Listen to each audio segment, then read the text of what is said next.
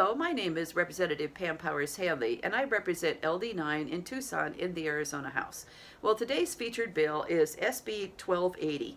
This is another strike everything bill. It's going to be in Ways and Means on Wednesday if you want to say something about it on RTS. And so this started out as some sort of another vanilla bill about some sort of regulation that or deregulation we obviously didn't need because we just struck it all and added this school transportation bill. So we obviously know that there are issues with school transportation. We had this great system in the United States called public education, and we used to have neighborhood schools, and so kids who lived near the neighborhood school, got to know their classmates because they lived in the neighborhood, and maybe they all walked to school together or they rode their bikes, and their parents knew each other, and the kids who lived a little bit too far away from the school got a school bus ride for free to that school. Well, since we're trying to destroy and dismantle public education, in the meantime, we've also messed up the transportation system. So I don't know if you have ever been stuck in a long line of parents who were trying to pick up their kids from a charter school, but this is a big hassle, I think, for the parents. I have had this happen to me a few times where I happened to be at the wrong place at the wrong time, and I got stuck in a line of cars of parents trying to pick their kids up from charter school. So it is an issue. But what 1280 does is it puts $10 million into the general fund for grants for parents to subsidize transportation because they're not going to a district school, so they don't have the school bus. And charter schools do get transportation money, but they don't have any school buses for the most part, as far as I know. And so this way you can you can organize a neighborhood carpool and get a grant for that neighborhood carpool. You could buy bus passes, like for the city bus for your kid. You could stick your kid in an Uber or a Lyft and send them to high school, because this bill actually allows kids who live as far as 20 miles from a school to get a subsidy for being transported to that school. So forget about school buses, forget about neighborhood schools. We're going to go totally distributed education.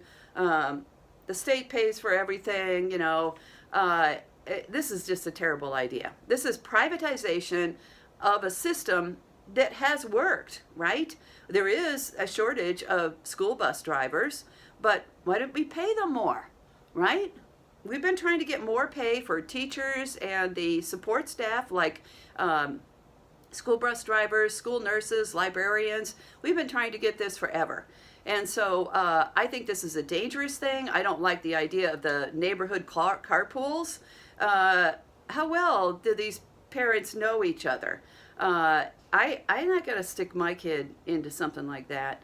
I also think that the idea of sending an elementary school kid in an Uber or a Lyft or a city bus is also a dangerous thing for them. So in closing, I want to tell a little story. So when my kids were in high school, I lived on the east side, and they went to Tucson High. They were magnet school students. And so they got city bus passes when they were in high school, so 14 and up. And they loved it. They loved the bus passes. They were riding all over the place. But there was one day when my daughter and one of her friends weren't paying attention to the stops, and they ended up way on the north side of Tucson when we lived on the east side of Tucson. And so I didn't know until she got home that they were on the north side. They didn't have any money, and they couldn't get back to the east side, and so they actually panhandled for cash to get back on the bus. And so what if somebody had come up to these two young, naive high school girls and said, "I'll give you a ride home"? We might not have ever seen her again. And so I think that we really need to, I would go back to the old system. What was wrong with the old system? This isn't good for schools. It's not good for parents. It's not good for students. And I would suggest that it's going to cost more money to have privatized transportation. We're not necessarily going to know who's being served, how much money it's going to cost, and all this sort of thing. And so 1280. If you want to say no on RTS, go ahead. It's going to be a rough week. This is just the beginning.